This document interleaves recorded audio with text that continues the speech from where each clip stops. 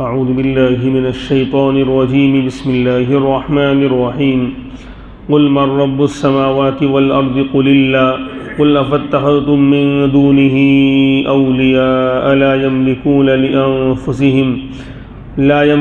لأنفسهم نفعا ولا ضرا قل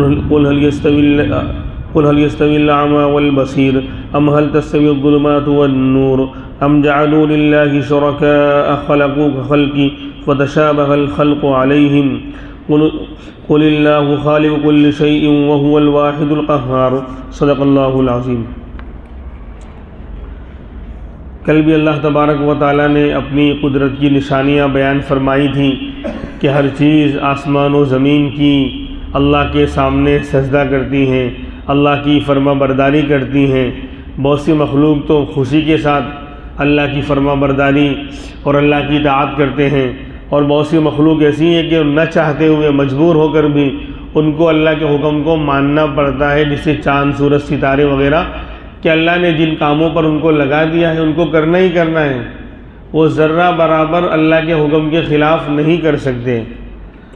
آگے اللہ تبارک و تعالیٰ ان باتوں کو بیان کرنے کے بعد اب کہتے ہیں کہ محمد صلی اللہ علیہ وسلم آپ کہیے، ان سے پوچھئے من رب السماوات والارض، کیا اب بھی سمجھ میں نہیں آیا؟ بتاؤ کون ہے آسمان و زمین کا پالنہار، آسمان و زمین کا رب کون ہے؟ یعنی اتنی ساری نشانیاں شروع سے اب تک 15 آیتیں ہو گئیں، تو اب تک تمہیں سمجھ میں نہیں آیا؟ ان سے پوچھو من رب السماوات والارض، آسمان و زمین کا رب، ان کا پالنہار کون ہے، ان کی تربیت کرنے والا کون ہے؟ تو قل اللہ، کہ اگر آواز نہیں آتی، یہ لوگ جواب نہیں دیتے تو آپ ہی جواب دے دیجئے، قل اللہ، کہہ دو اللہ ہی ہے، آسمان و زمین کا رب اور ان کا پالنہار، ان کی تربیت کرنے والا اللہ ہی ہے۔ قل، پھر اے نبی آپ پھر اعلان کیجئے، اتخذتم من دونه اولیاء، کیا تم نے اللہ کے علاوہ جن کو اپنا ولی اور کارساز اور کرتا دھرتا بنا لیا ہے؟ تم اللہ کو نہیں مان رہے ہو، ہم ساری نشانیاں بیان کر کے تم کو سمجھا رہے ہیں پھر بھی نہیں مان رہے ہو، تو اب بتاؤ اللہ کے علاوہ جن کو تم نے اپنا ولی، کارساز اور کرتا دھرتا مان رکھا ہے، ان کی پوزیشن کیا ہے؟ لا یملکون لانفسہم نفعا ولا ضرا، ان کی حالت یہ ہے کہ وہ ذرہ برابر لا یملکون، مالک نہیں ہیں، طاقت نہیں رکھتے اپنے آپ کے لیے، لانفسہم، اپنے آپ کے لیے وہ مالک نہیں ہیں، نفعا ولا ضرا، نہ نفع کے مالک ہیں نہ نقصان کے مالک ہیں۔ اللہ کے علاوہ جن کو تم خدا مان رہے ہو، جن کو تم ولی اور کارساز مان رہے ہو، ان کی پوزیشن تو اتنی ڈاؤن ہے کہ وہ اپنے آپ کو نفع نقصان پہنچانے کے مالک نہیں ہیں۔ جو خود کو نفع نقصان نہ پہنچا سکے، وہ دوسروں کو نفع نقصان کیسے پہنچا سکتا ہے؟ تو وہ خدا کیسے ہو سکتا ہے؟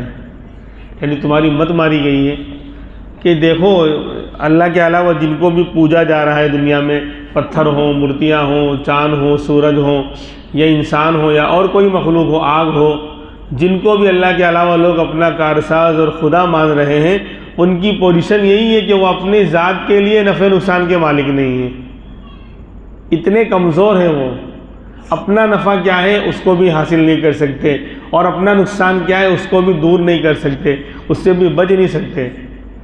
انسان کے ہاتھوں سے وہ بنے ہیں اور انسان ان کو توڑ پھوڑ کے ختم کر دیتا ہے، ان کی اپنی کوئی یعنی طاقت اور اپنا کچھ اختیار اور کوئی چوائس اور چاہت ہے ہی نہیں، کچھ بھی نہیں ہے، تو ایسے کو خدا مان رہے ہو؟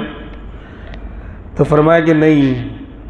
پھر آگے کہتے ہیں اصل میں بات یہ ہے کہ اللہ تبارک و تعالیٰ دنیا میں ہر ایک کو موقع دیتے ہیں کہ وہ مان لے، بندوں کو اللہ نے اختیار دے رکھا ہے، اچھی چیز کو بھی دیکھیں، برے کو بھی دیکھیں، حق کو بھی دیکھیں، ناحق کو بھی دیکھیں، اور اپنے اختیار سے جس کو چاہے قبول کریں۔ لیکن جن کی مت ماری جاتی ہے اور عقل کام نہیں کرتی، آنکھیں ہیں لیکن حق نظر نہیں آ رہا ہے، تو سمجھو کہ وہ کیا ہے؟ نابینا ہے، اندھے ہیں، جن کو آنکھیں ہونے کے باوجود اللہ کا حق نظر نہیں آ رہا، خدا کی خدائی نظر نہیں آ رہی، تو سمجھو کہ وہ آنکھ والے ہونے کے باوجود کیا ہیں؟ نابینا ہیں، اندھے ہیں۔ اور جنہیں حق نظر آ رہا ہے انہوں نے حق کو قبول کر لیا، چاہے وہ نابینا ہیں، ان کو دکھتا نہیں لیکن انہوں نے حق قبول کر لیا تو وہ نہ دیکھنے کے باوجود دیکھنے والے ہیں، بصیر ہیں۔ پھر کہتے ہیں اے نبی کہہ دو ان سے هل يستوي الاعمى والبصیر، کیا نابینا اور بینا دونوں برابر ہو سکتے ہیں؟ دیکھنے والا اور نہ دیکھنے والا، اندھا اور دیکھنے والے دونوں برابر ہو سکتے ہیں؟ بالکل نہیں ہو سکتے۔ تو یہ اندھے ہیں، آنکھ تھی، ان آنکھوں سے اللہ کی قدرت کی نشانیوں کو دیکھتے، اللہ کی مخلوق میں غور کرتے، اللہ نے جن چیزوں کو پیدا کیا ہے، ہر چیز چھوٹی ہو کہ بڑی ہو، فی کل شیء لہ آیۃ تدل علی انہ واحد، ہر چیز میں اللہ کی قدرت کی نشانی ہے جو پکار کر کہہ رہی ہے کہ میرا بنانے والا ایک ہے، ایک اللہ ہے۔ تو آنکھ تھی لیکن اس کو کام میں نہیں لائے، دیکھا نہیں اس سے اللہ کی قدرت کی نشانیوں کو، تو اس کا مطلب کہ وہ اندھے ہیں۔ تو ایسے اندھے اور جنہوں نے حق کو قبول کر لیا وہ دیکھنے والے، تو کیا دونوں برابر ہو سکتے؟ بالکل نہیں ہو سکتے۔ نابینا اور بینا دونوں برابر نہیں ہو سکتے۔ پھر کہتے ہیں ام هل تستوی الظلمات والنور، کیا اندھیریاں، تاریکیاں اور نور دونوں برابر ہو سکتے ہیں؟ ظاہر سی بات ہے کہ اسلام کے علاوہ جتنے بھی مذہب ہیں وہ گویا اندھیرے میں سب چل رہے ہیں، ان کی کوئی حقیقت ہی نہیں ہے۔ ایک آستھا بولتے ہیں لوگ، ایک مانیتا، دل میں ایک بات گھس گئی ہے بس اس کو ماننا ہے، حقیقت سے کوئی تعلق نہیں، ایک آستھا ہے۔ تو اسلام کے علاوہ ناحق راستے وہ بہت سارے ہیں، اس لیے ظلمات، اندھیریوں جمع کا لفظ لے کر آئے، کیونکہ باطل جو ہے، اسلام حق ہے اور اس کے علاوہ جتنے مذہب ہیں سب باطل ہیں، تو باطل کے راستے بہت سارے ہیں اور سب کے سب اندھیرے اور تاریکی میں لے جانے والے ہیں، اور حق جو ہے اسلام وہ نور ہے، روشنی کا راستہ ہے، اور وہ ایک ہے، اس لیے نور کو واحد ایک لائے ہیں، ایک وچن، اور ظلمات، اندھیریاں جمع لے کر آئے، بہو وچن۔ تو یہ بتا رہے ہیں کہ کیا اندھیریاں، تاریکیاں اور نور، روشنی دونوں برابر ہو سکتے ہیں؟ بالکل نہیں ہو سکتے۔ جس راستے پر روشنی ہو، سب کچھ نظر آ رہا ہو، اس پر بندہ چلے گا تو منزل تک پہنچ جائے گا، دائیں بائیں وہ نہیں گرے گا اور ضائع نہیں ہوگا، نہ کسی سے تھڑائے گا، نہ خود کا نقصان کرے گا، نہ کسی اور کا نقصان کرے گا۔ جو راستہ بالکل واضح ہو، روشن ہو، سیدھا ہو، سپاٹ ہو، تو اس پر چلنے میں اور منزل تک پہنچنے میں تکلیف نہیں ہوتی، نہ دوسروں کو تکلیف پہنچائے گا، نہ گاڑی کہیں ٹھوکے گا، نہ کسی کو نقصان دے گا، نہ خود کو نقصان ہوگا۔ لیکن جہاں اندھیریاں ہیں، تاریکیاں ہیں، ہاتھ کو ہاتھ نظر نہیں آ رہا، ایسے اندھیرے ہیں، تو وہاں چلنے میں کچھ بھی ہو سکتا ہے، منزل تک پہنچنے کی تو کوئی گارنٹی ہے ہی نہیں، اس کے ساتھ ساتھ کہ خود زندہ بچے گا کہ دوسروں کو زندہ باقی چھوڑے گا، کوئی گارنٹی نہیں۔ راستے میں کچھ بھی ہو سکتا ہے، موذی جانور، زہریلے جانور بھی آ سکتے ہیں، چور ڈاکو بھی آ سکتے ہیں، جان بھی جا سکتی ہے، مال بھی لوٹ سکتا ہے، جسم کا نقصان بھی ہو سکتا ہے، کچھ بھی ہو سکتا ہے۔ تو فرمایا کیا اندھیرے اور روشنیاں برابر ہو سکتے ہیں؟ بالکل نہیں ہو سکتے۔ تو جتنے اسلام کے علاوہ جتنے راستے ہیں وہ سب اندھیرے میں، گمراہی میں لے جانے والے ہیں، اور اسلام کا راستہ واضح، روشن ہے، روشنی والا راستہ ہے۔ اس لیے اللہ تبارک و تعالیٰ نے یہ روشنی والا راستہ، نور اللہ نے ہمیں عطا فرمایا۔ اللہ اس راستے پر ہمیں جمنے کی اور موت تک چلنے کی اللہ توفیق عطا فرمائے۔ آگے فرماتے ہیں کہ جن خداؤں کو یہ لوگ مان رہے ہیں اللہ کے علاوہ، اپنا سب کچھ، ولی اور کارساز اور یہ اور وہ، ان خداؤں نے کوئی چیز پیدا کی ہے؟ جس طرح اللہ تبارک و تعالیٰ خالق ہے، بہت ساری چیزوں کو، ساری مخلوق کو اللہ پیدا کرنے والے ہیں، انسانوں کو، جناتوں کو، چھوٹی مخلوق، بڑی مخلوق، سب کو اللہ پیدا کرنے والے ہیں، تو کیا اس طرح ان معبودان باطلہ نے، ان اللہ کے علاوہ دوسرے خداؤں نے، جس کو خدا مانا جا رہا ہے، انہوں نے کچھ پیدا کیا ہے؟ اگر پیدا کیا ہوتا تب تو ہم کہتے ہیں بھائی شک میں لوگ پڑ گئے ہیں، ان کے ماننے والوں کو شک ہو گیا کہ ان کے خداؤں نے بھی دو چار مکھی مچھر کو پیدا کر دیا ہے، تو شاید یہ بھی خالق ہیں اور اللہ بھی خالق ہے، تو دونوں میں کیا ہو گیا؟ معاملہ مشتبہ ہو گیا اور شک والا ہو گیا، اس لیے جو ہے ان کو بھی خدا ماننے لگے، حالانکہ ایسا ہے ہی نہیں، ایسا ہے ہی نہیں۔ بلکہ یہاں تو نہیں لیکن دوسری جگہ پر اللہ نے ان معبودان باطلہ کی، باطل خداؤں کی منظر کشی، ان کی پوزیشن، ان کی حالت کو، کیفیت کو بیان کیا ہے۔ یا ایھا الناس غُضِبَ مَثَلٌ فَاسْتَمِعُوا لَهُ، اے لوگوں، صرف ایمان والوں کو نہیں مخاطب بنا رہے، ہر ایک کو کہہ رہے ہیں آ جاؤ دعوت، ہماری بات سمجھو، اے لوگوں، غُضِبَ مَثَلٌ، ایک شاندار ایگزامپل اور مثال اور ادھارن بیان کیا جا رہا ہے، فَاسْتَمِعُوا لَهُ، غور سے سنو، ایک مثال ہم دے رہے ہیں، اس کو غور سے سنو.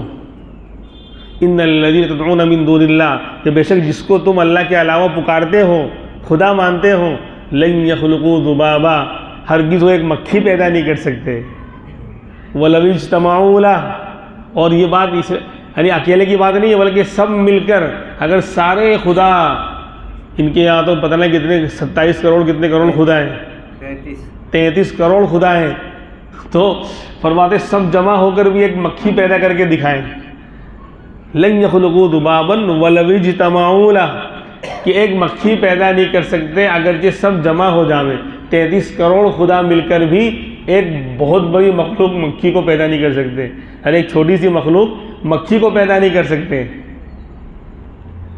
اور بولے یہ تو بڑی بات ہے مکھی کا پیدا کرنا، ہم اس سے نیچے اتر کر اور ان کی حقارت، ان کا ذلیل ہونا، ان کا بے حیثیت ہونا اور سمجھاتے ہیں آپ کو. وَإِن يَسْلُبْهُمُ الذُّبَابُ شَيْئًا لَا يَسْتَنْقِذُوهُ مِنْهُ، ان کے اوپر چڑھاوے چڑھائے جاتے ہیں، آپ نے دیکھا ہوگا مندروں میں، اور ان کے خداؤں پر، مورتیوں پر ناریل ہے اور میٹھا ہے اور پتہ نہیں کیا کیا ہے، دودھ ہے اور مختلف قسم کے کھانے وغیرہ چڑھاوے چڑھائے جاتے ہیں. اگر مکھی اس پر بیٹھ کر 100 کلو 200 کلو اٹھا لے ہوئے، کتنا اٹھائے گی، معمولی سا، کہ اگر اس چڑھاؤ میں سے اٹھا لے ہوئے تو لا یستنقذوہ من، اس سے چھین نہیں سکتے. پیدا کرنا تو مکھی کو دور کی بات، مکھی ان کے اوپر جو چڑھاوا ان کے نام پر چڑھایا گیا ہے، مٹھائی ہے کہ دودھ ہے کہ ناریل ہے، جو کچھ بھی ہے، اس میں سے اگر مکھی تھوڑا سا اٹھا لے تو یہ لوگ، ان کے یہ خدا، یہ مورتیاں، یہ بت، لا یستنقذوہ من، اس سے چھڑا نہیں سکتے، چھین نہیں سکتے. تو فرمایا ضعف الطالب والمطلوب، پوزیشن کیا ہے، عابد اور معبود دونوں کی پوزیشن کیا ہے، طالب اور مطلوب دونوں کمزور ہیں. جو مانگنے والے ان سے مطالبہ کر رہے ہیں، ان کو پوج رہے ہیں، وہ طالب وہ بھی کمزور، اور مطلوب جن سے مانگا جا رہا ہے، ان کو پوجا جا رہا ہے، تو عابد اور معبود دونوں کمزور ہیں. ضعف الطالب والمطلوب، یہ ان کی پوزیشن ہے. تو یہاں پر بھی اسی کی طرف اشارہ کیا جا رہا ہے کہ ام جعلوا للہ شرکاء خلقوا کخلقی، کیا جن کو انہوں نے اللہ کے ساتھ خدائی میں شریک ٹھہرا رکھا ہے، بتوں کو، مورتیوں کو، سورج کو، فلاں کو، جن کو بھی انہوں نے اللہ کے ساتھ خدائی میں شریک کر رکھا ہے، ان مشرکین نے، انہوں نے خلقوا، کوئی چیز پیدا کی، کخلقی، اللہ کے پیدا کرنے کی طرح. اگر یہ بات ہوتی کہ بھئی اللہ نے تو کروڑوں چیزوں کو پیدا کیا ہے، لیکن ان خداؤں نے بھی ایک دو چیزیں مکھی مچھر کو پیدا کر دیا ہے، تو اب خالق یہ بھی ہے اور خالق وہ بھی ہے، اللہ بھی ہے، تو اب معاملہ جو ہے مشتبہ ہو گیا. اس لیے اللہ میاں، ہم نے دیکھا کہ وہ مگرمچھ کو اور مچھلی کو اور فلاں کو انہوں نے پیدا کیا تھا، اس لیے ہم کو شک ہو گیا کہ یہ خدا ہوں گے، اس لیے ہم نے ان کی پوجا کر لی. اگر ایسا ہوتا تو ایک کہنے کی بات ہوتی کہ بھئی یہ بھی خالق ہے، انہوں نے بھی فلاں چیز کو پیدا کیا ہے، لیکن ایسا بالکل نہیں ہے. تو کیا ہے، جن کو انہوں نے اللہ کے ساتھ شریک قرار دیا ہے، ان باطل خداؤں نے خلقو، کسی چیز کو پیدا کیا، کخلقی، اللہ کے پیدا کرنے کی طرح، کہ اس کی بنا پر کیا ہو گیا، فتشابہ الخلق علیہم، پیدا کرنے کا معاملہ ان پر شک والا ہو گیا، ان کو اس میں اشتباہ ہو گیا کہ جسے اللہ نے پیدا کیا ہے تو دوسرے خداؤں نے بھی کچھ مخلوق کو بھی انہوں نے بھی پیدا کیا، اس لیے وہ بھی خالق ہو سکتے ہیں، اس لیے ہم ان کو خدا مان رہے ہیں. کیا ایسا ہے؟ ایسا بالکل نہیں ہے.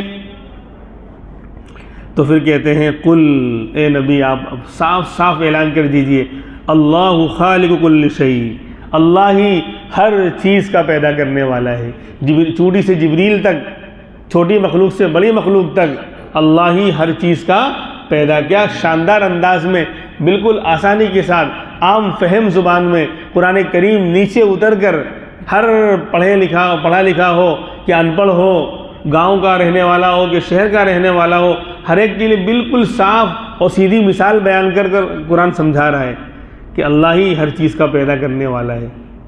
لہذا اور وَهُوَ الْوَاحِدُ الْقَهَّارُ، اور وہ اکیلا ہے، واحد ہے، اپنی ذات میں بھی اکیلا ہے، اس کے جیسا کوئی دوسرا ہو ہی نہیں سکتا.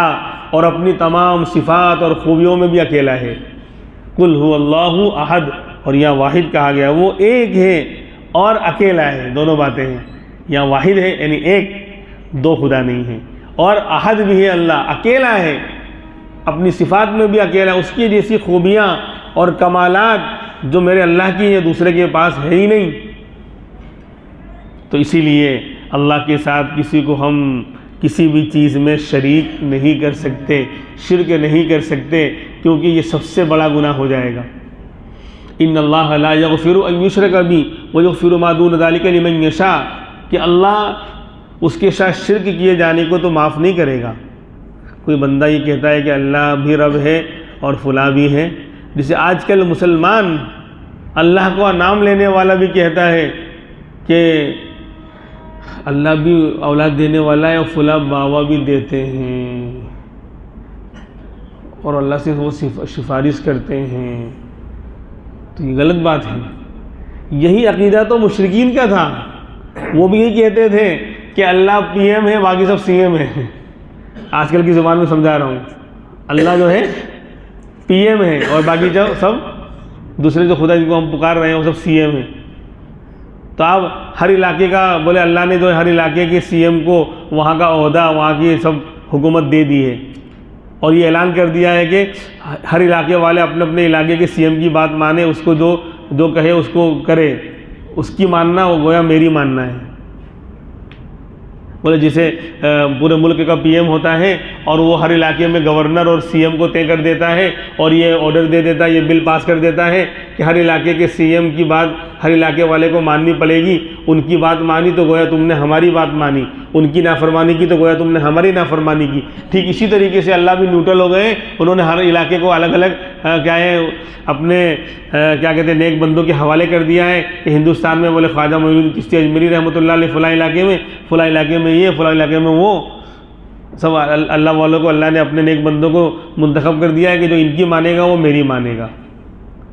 اس لیے بولے ان سے ہم مانگتے ہیں، انا للہ، یہی تو کفار مکہ کرتے تھے، یہی تو مشرکین مکہ یہی تو کہتے تھے، ما نعبدہم الا لیقربونا الی اللہ زلفیٰ۔ صاحب قرآن کہہ رہا ہے کہ وہ لوگ یہ بولتے تھے، وہ مشرکین مکہ، بھئی جب ان کو کہا جاتا کہ بھئی ایک اللہ کو مانو، اور یہ بات تھی جب ان کو پوچھا جاتا لئن سألتہم من خلق السماوات والارض لیقولن اللہ، اے نبی اگر آپ ان مشرکین سے پوچھیں گے مکہ کے کافروں سے کہ من خلق السماوات والارض، آسمان و زمین کو پیدا کرنے والا کون، لیقولن اللہ، 100% کہیں گے اللہ، یعنی پورے یقین کے ساتھ مضبوطی کے ساتھ کہیں گے اللہ ہی پیدا کرنے والا ہے۔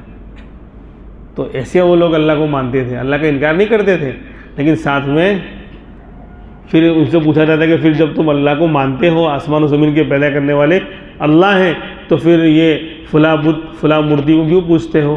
یہ لات، یہ عزا، یہ منات، سب بتوں کے نام تھے ان کے، 360 بت رکھے ہوئے تھے، پھر ان کو کیوں پوچھتے ہو، ان کے سامنے کیوں جھکتے ہو؟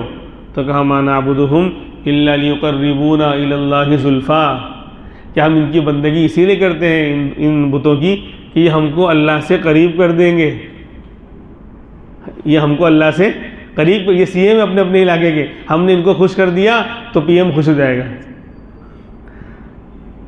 ایسے ہی بولے ہم باوا کو آ کر خوش کر رہے ہیں، ان کے اوپر چادر چڑھا رہے ہیں، سب سے آسان دھندا چادر والا ہے، موڑی کم اور نفع زیادہ، روزانہ وہی واپس ریٹرن ہو کے آ جاتی ہے۔ خیر، تو یہ حال ہے۔ دیکھو بالکل میں آپ کو بتا رہا ہوں، قرآن میں ان کے بارے میں، ان مشرکین کے بارے میں کیا کہہ رہا ہے قرآن؟ ان کو پوچھا کہ بھئی تم ان بتوں کو کیوں پوچھتے ہو، تو کیا کہہ رہے ہیں کہ ہم ان کو اس لیے پکار رہے ہیں، ان کی بندگی اس لیے کر رہے ہیں کہ یہ ہم کو اللہ کے قریب کر دیں گے، یہ اللہ کے نیک بندے ہیں، یہ خوش ہو گئے تو اللہ بھی خوش ہو جائے گا۔ تو یہی بات تو یہ آج کل کے ولیوں کے بارے میں، ان کی مزارات کے بارے میں کہتے ہیں کہ بھئی ہم ان کے وہاں کیوں جا رہے ہیں؟ بولے یہ اللہ کے نیک بندے، یہ خوش ہو جائیں گے تو یہ اللہ سے سفارش کریں گے تو اللہ بھی خوش ہو جائے گا، یعنی مین لائن جام ہے۔ اللہ بھی جو ہے نعوذ باللہ وہ واسطے کا محتاج ہو گیا، تو یہ بات غلط ہے۔ اللہ نے کہا کہ بھئی میں خدا ہوں، مجھے پکارو، مجھ سے مانگو اور مجھ کو خدا مانو. یہ واسطہ اور یہ انڈائریکٹ آنے کا کوئی مسئلہ ہی نہیں ہے کہ ہم پہلے ان بتوں کو پوجیں گے تو یہ ہم کو اللہ سے قریب کر دیں گے. ایسا بالکل نہیں ہے. ڈائریکٹ اللہ کی بندگی کی جائے گی, مانگا اللہ سے جائے گا, پکارا اللہ کو جائے گا, عبادت اللہ کی جائے گی. تو پھر تو نماز بھی ان ولیوں کے لیے ہونی چاہیے تھی کہ یہ خوش ہوتے پھر اللہ کو راضی کر دیتے. کیوں نماز میں کیوں اللہ کو پکار رہے ہیں؟ کیوں نماز اللہ کے لیے پڑھی جا رہی ہے؟ جب ایسا ہی معاملہ ہے کہ ڈائریکٹ اللہ تک نہیں پہنچ سکتے. یہ پٹی پڑھائی گئی ہے, یہ الٹے سیدھے جو ہے شرک اور کفر کرانے کے لیے اتنے یعنی قرآن کے خلاف یہ ساری باتیں ان کو پڑھائی گئی ہیں اور یہ ذہن میں گھول دیا گیا ہے. اس لیے جو اللہ ہمیں شرک سے بچنے کی توفیق عطا فرمائے اور توحید پر, اللہ کی وحدانیت پر اور کیا کہتے ہیں ایمان پر اللہ ہمیں جمنے کی توفیق عطا فرمائے. یہ چیز اگر چلی گئی تو سب بیکار ہو جائے گا. توحید اگر نہیں رہی, اللہ کو ہم نے اپنی اللہ کی ذات اور صفات میں ایک نہیں مانا تو معاملہ گڑبڑ ہے. ایمان کبھی قابل قبول نہیں ہوگا. پہلی سیڑھی ہے توحید, اللہ کو ایک ماننا. آمنت باللہ کا مطلب یہی ہے کہ میں اللہ کو اس کی تمام ہر چیز میں ایک اور اکیلا مانتا ہوں. واحد بھی ہے وہ اور احد بھی ہے. وہ ایک ہے, اس کا کوئی ثانی نہیں ہے, دوسرا کوئی ہے ہی نہیں اس کے جیسا. اور وہ اپنی ذات میں بھی اکیلا ہے, اپنی صفات میں بھی اکیلا ہے, اس کے جیسا کوئی ہے ہی نہیں. خیر, تو یہاں پر کہہ دیا کہ اللہ ہی ہے ہر چیز کا پیدا کرنے والا, اور وہ الواحد, اور وہ ایک ہے, دو خدا نہیں ہے. اور یہ بہت اچھے انداز میں خدا نے اس کو بھی سمجھا دیا کہ اگر آسمان و زمین میں ایک سے زیادہ خدا ہوتے تو نظام آسمان و زمین کا, دنیا کا درہم برہم ہو جاتا, نہیں چلتا. ایک گھر میں دو بڑے بن جائیں, ایک گھر میں دو بڑے بن جائیں, بڑا بیٹا کہے کہ میری مانی جائے گی, باپ کہے نہیں میں جو کہوں گا وہ ہوگا, تو گھر کا نظام نہیں چلتا. اتنی بڑی کائنات میں دو خدا کیسے ہو جائیں گے کہ وہ بھی کہہ رہا میری مانو, یہ کہہ رہا میری مانو؟ تو یہ نہیں ہو سکتا. اللہ تبارک و تعالی ہمیں جو ہے توحید پر جمنے کی توفیق عطا فرمائے. باقی باتیں انشاءاللہ آئندہ ہفتے ہوں گی. سبحان اللہ و بحمدہ, سبحانک اللہم